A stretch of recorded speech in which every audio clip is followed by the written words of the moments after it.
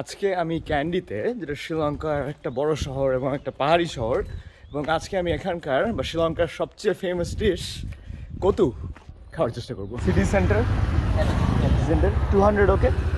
Can I get one chicken কতু?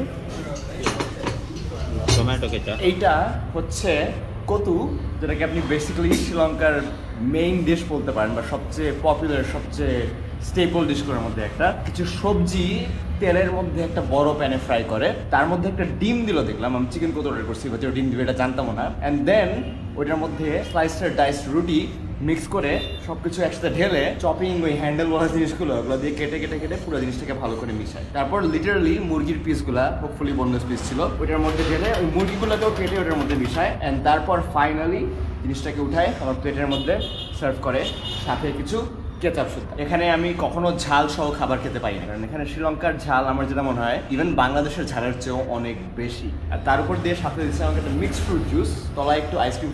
Okay, try করে দেখি এবার। হট, প্রথম কামড়ে হাড্ডি আসছে, তো ডেফিনেটলি বোনলেস চিকেন না।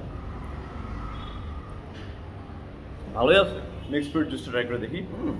Papaya and ice cream of course, এটা অনেক ভালো করছে। আচ্ছা, কতটার দাম পড়ছে 450 শ্রীলঙ্কান রুপিস আজকের এক্সচেঞ্জ রেটে, সেটা হচ্ছে 110 টাকার মতন।